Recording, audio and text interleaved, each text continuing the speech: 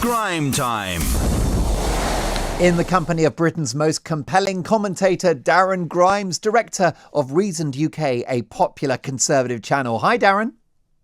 Hi, Mark. Now, Darren, I know, like me, you appreciate and welcome a bit of healthy competition on the national airwaves, which is why talk of Andrew Neil's new project, a 24-hour rolling news channel called GB News, is fantastic because we can't have too much of a plurality of views. I think some of the existing news networks have become very dull and predictable. But there are members of the political establishment who are very worried about GB News. Tell me more. Well, yes, there's a campaign called Stop Funding Hate, and they are so incensed by this channel, which hasn't even launched yet, that they're already suggesting that it be defunded if its advertisers pull out, because they're saying that this is going to be a Fox News style channel.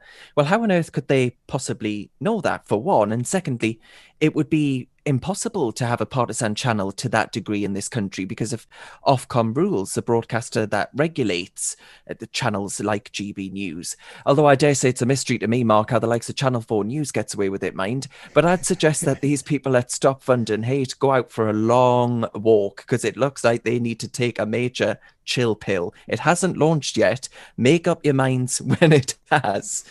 Well, indeed so. And I just don't believe in shutting down any views. We have, as you said, wonderful checks and balances in this country, unlike in the United States. We have Ofcom, who are fantastic at making sure that people don't lie on the radio and that they don't spread misinformation. And I think they do a fantastic job. And therefore, I've got nothing to worry about in terms of any future impartiality.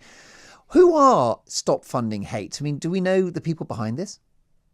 Well, look, I mean, Douglas Murray tweeted the other day saying, you know, there's celebrity backers and all the rest of it. I mean, to be honest with you, it doesn't, at the end of the day, it seems to be, it's not just them, right? We've seen that there seems to be a sort of lineup of left-leaning voices who all perhaps have found a natural ally in the likes of the BBC. You know, they're so woke, it wonders if they ever go to sleep. I mean, the reason that they hate GB News so much, without it being launched yet, I can't stress that enough. I don't know anything about it. Andrew Neil is probably the only man in the land that knows anything about what the channel's content, etc. will be like. But they hate it so much because it wants to offer an alternative. It wants to offer impartial and diverse views.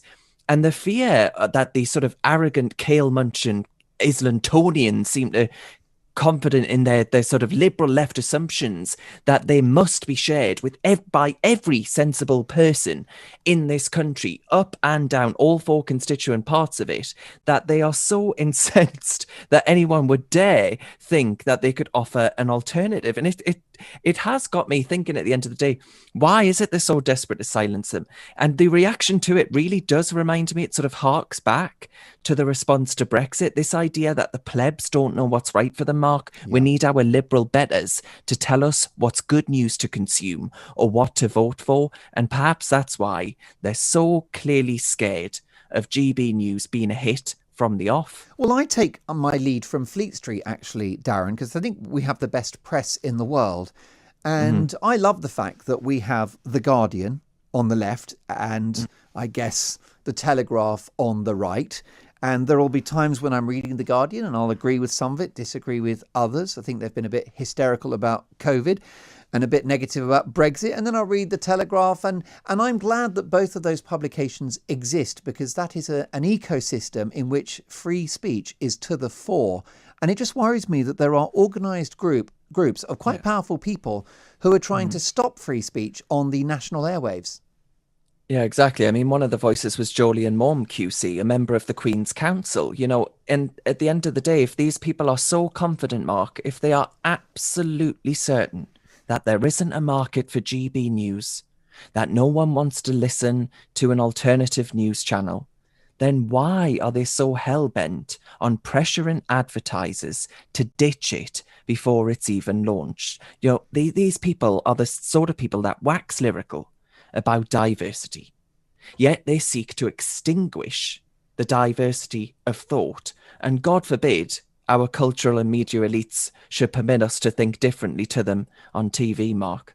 Well, indeed, brilliantly put, Darren, and I couldn't agree with you more. In fact, may we long have a media in which divergent voices are given airtime and we can disagree with each other and have a discourse, not shut down debate and become the thought police, because that is the way of North Korea and the People's Republic of China.